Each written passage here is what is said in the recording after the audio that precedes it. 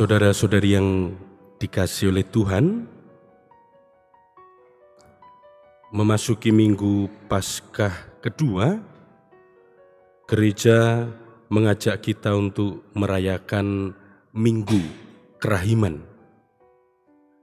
Melalui Paskah dan secara khusus perayaan Minggu Kerahiman ini, hendak diyakinkan kepada kita, hendak ditegaskan, dinyatakan kepada kita bahwa Allah begitu mengasihi kita.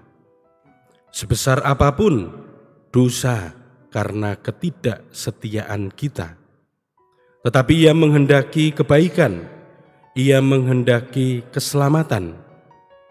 Maka, saudara-saudari yang terkasih dalam Kristus, Kitab Suci memberikan kesaksian kepada kita dari Kitab Kejadian sampai dengan Perjanjian Baru, yang kemudian mau menegaskan bahwa dalam misteri Paskah itulah, misteri penderitaan, wafat, dan kebangkitannya itulah, Allah mengungkapkan kasih-Nya yang begitu besar, kasih-Nya yang total dengan menebus dosa manusia. Dari Kitab Kejadian kita mengetahui bahwa manusia ciptaannya itu tinggal bersama dengan Allah di Firdaus. Tetapi karena ketidaksetiaan, karena dosa, kehilangan hak hidupnya itu. Namun Allah yang mengasihi itu, Allah yang Maha Rahim itu, tidak menginginkan manusia itu tidak selamat. Maka dalam Perjanjian Lama kita melihat bagaimana Allah berjuang. Allah yang berjuang. Allah yang berinisiatif dengan berbagai macam cara untuk membawa kembali manusia kepadanya. Melalui para nabi, Ia bersabda, Ia menyatakan kehendaknya, Ia mengingatkan para manusia, para bangsa agar kembali kepadanya. Tetapi ternyata tidak cukup. Sabda itu menjadi daging, tinggal di dalam rahim Maria dan hadir dalam diri Yesus. Dan Yesus sebagai kehadiran Allah itu tidak hanya kemudian mengajar, tidak hanya mengingatkan, tetapi terhadap dosa manusia, Ia menebusnya. Ia mengangkat manusia dari kematian. Maka dalam misteri Paskah, seperti tadi saya sampaikan, kita merayakan kebaikan Tuhan, kita merayakan kerahiman Tuhan, kasih-Nya yang menebus manusia melalui penderitaan, melalui kematian, dan kemudian kebangkitannya. Saudara-saudari yang terkasih, melalui cara itulah Allah menginginkan agar manusia bisa hidup lagi di rahimnya, manusia hidup lagi bersamanya di Firdaus yang baru, yang kita kenal juga dalam kredo akan kehidupan kekal. Maka peringatan atau perayaan ini, saudara-saudari yang terkasih, sekali lagi mau mengingatkan dan meneguhkan kita bahwa Allah tetaplah Allah yang mengasihi itu. Allah tetaplah Allah yang menghendaki kita tinggal kembali ke rahimnya, kita tinggal kembali bersamanya di Firdaus. Dan karya itu tetap ada, tetap berlaku bagi kita sampai saat ini. Seperti para murid, sulit untuk memahami, sulit untuk mengerti, sulit untuk membayangkan juga bagaimana hidup kekal itu, bagaimana hidup kembali di Firdaus yang baru itu. Bahkan sulit bagi kita untuk kemudian sungguh melihat, merasakan, mengalami Allah yang berkarya, Allah yang bekerja pada saat ini. Tidak perlu khawatir, tidak perlu takut. Para murid pun mengalami itu. Para murid pun sulit percaya Para murid pun sulit memahami, padahal mereka mengalami pula berkali-kali Yesus menjumpai mereka. Yesus yang bangkit itu menjumpai mereka, tetapi toh tetap ada kesulitan untuk memahami semua itu.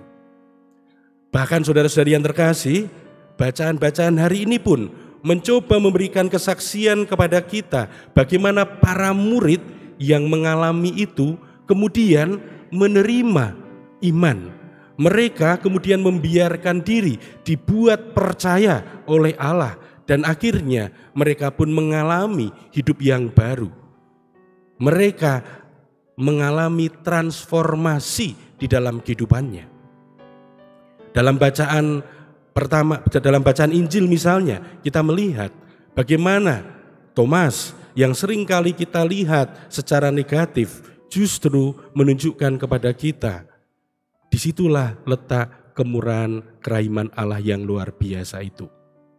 Saudara-saudari yang terkasih dalam Kristus, Thomas mengatakan bahwa kalau dia tidak melihat, kalau dia tidak menyentuh lukanya, dia tidak percaya.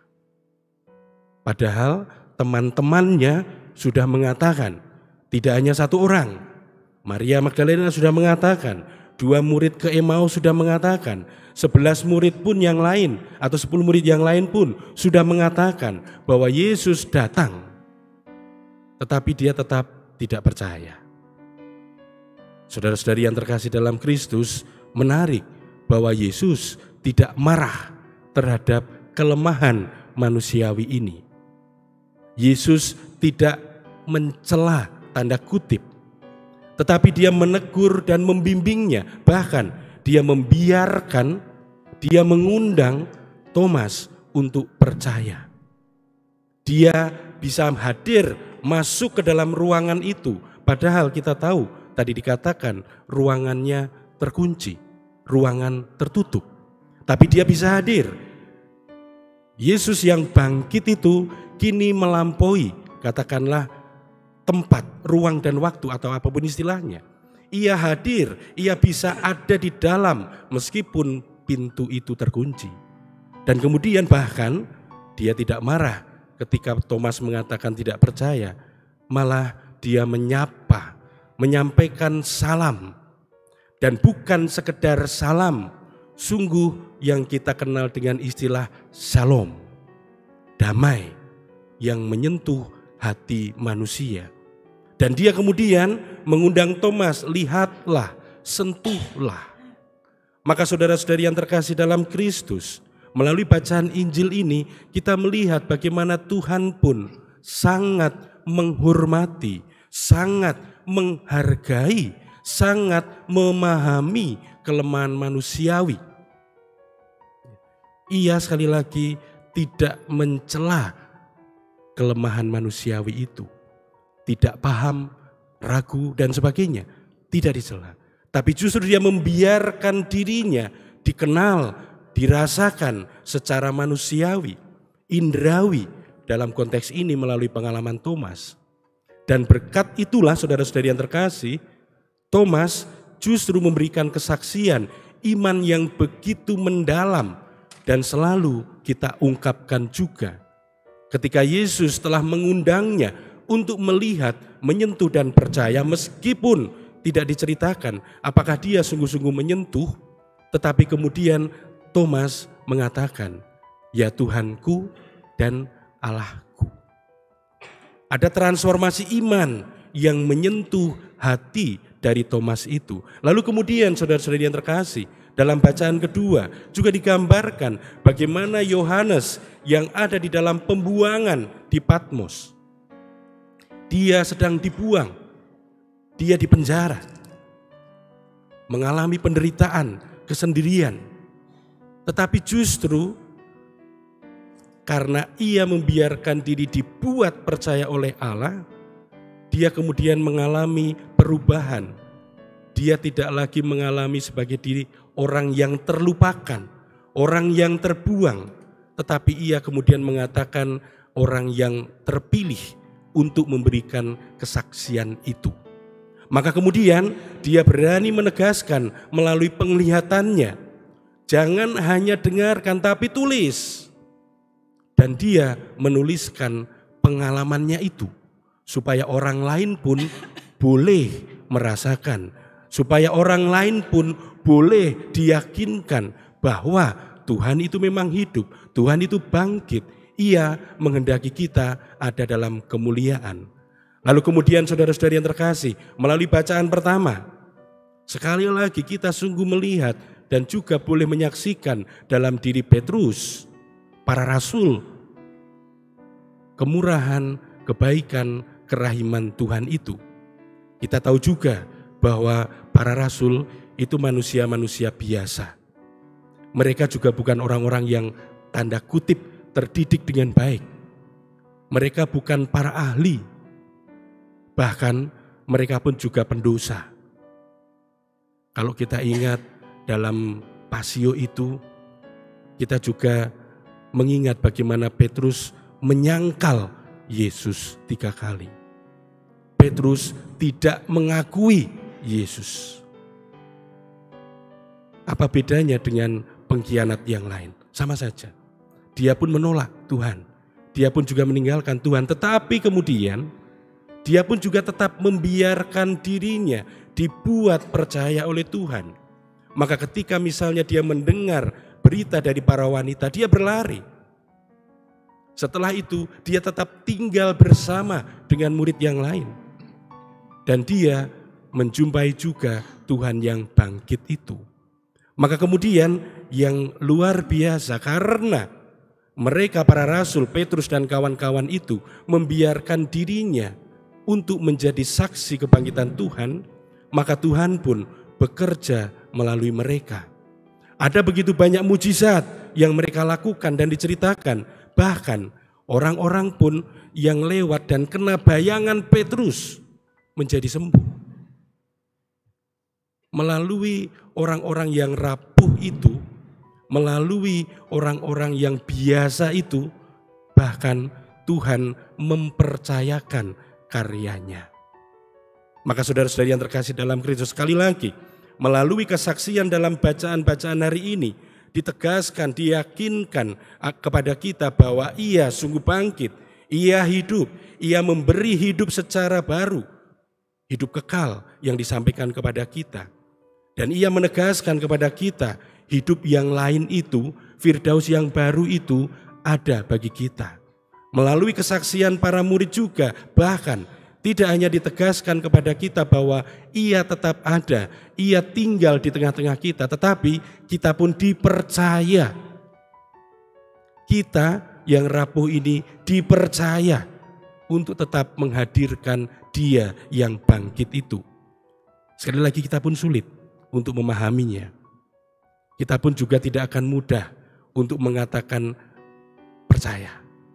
Maka ketika pertanyaan tadi Yesus mengatakan, mulai sekarang percayalah, jangan tidak percaya.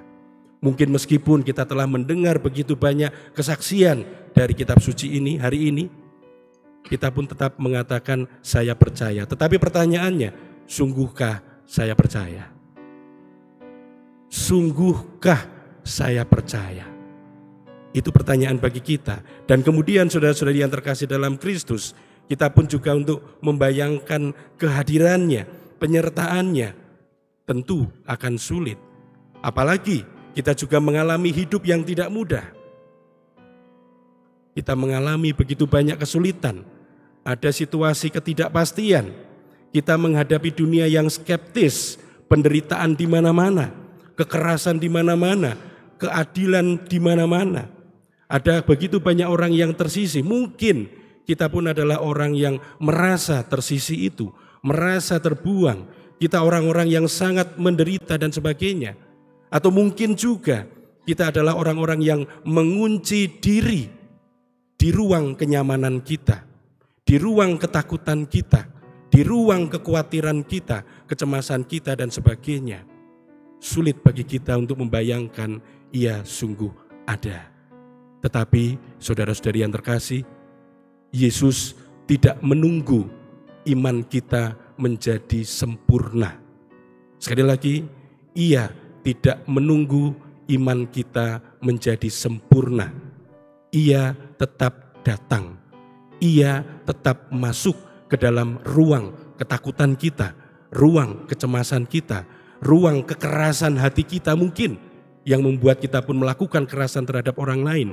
Ia menyentuh kita, ia menyapa kita, dan ia pun juga bahkan mempercayakan kehadirannya itu kepada kita.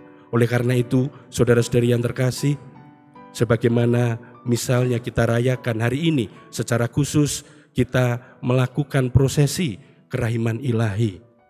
Ini pun salah satu kesaksian bagaimana menghadirkan Tuhan, menghadirkan kerahimannya. Sebagaimana disampaikan oleh Santa Faustina melalui amanat yang diterimanya dan ditegaskan oleh Yohanes Paulus II. Melalui devosi kepada kerahiman ilahi, di sana kita diajak untuk berdoa, mohon ampun atas dosa-dosa kita. Mohon ampun atas dosa-dosa orang lain. Mohon ampun atas dosa-dosa dunia, ketidakadilan yang ada di dunia.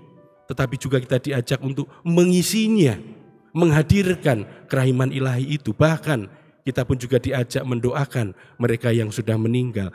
Ini salah satu cara mengungkapkan iman bahwa ia hidup, ia bekerja, ia menghendaki kita tinggal kembali ke rahimnya. Melalui devosi ini ditegaskan dan diyakinkan bahwa ia pun tetap bekerja sampai sekarang. Oleh karena itu, marilah kita senantiasa berdoa, mohon kepada Tuhan agar kita dianugerahi iman.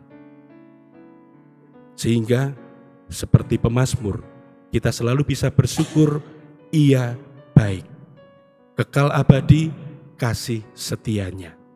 Dan dengan ini pun semoga kita membiarkan diri dihembusi nafas hidup yang baru oleh Yesus sendiri.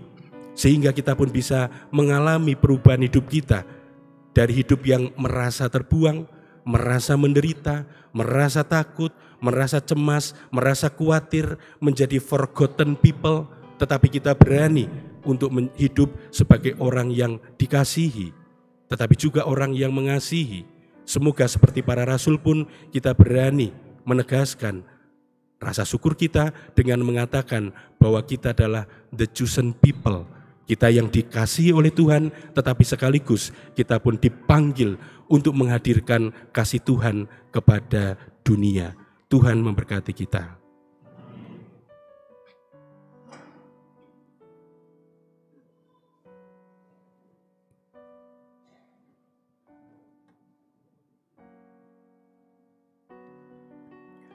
Saudara-saudari yang terkasih, sebagaimana diamanatkan kepada Santa Faustina yang juga disampaikan oleh Yohanes Paulus II kepada kita, kepada gereja, untuk merayakan minggu kedua sebagai minggu kerahiman ilahi, dan mohon berkat Tuhan untuk gambar-gambar kerahiman ilahi yang kita miliki. Maka sekarang marilah kita bangkit berdiri, kita pegang gambar-gambar kerahiman ilahi itu, dan kita akan mohonkan berkat agar kita setiap kali memandang gambar itu senantiasa diingatkan Allah yang mengasihi, dan kita pun menjadi duta kasih Allah.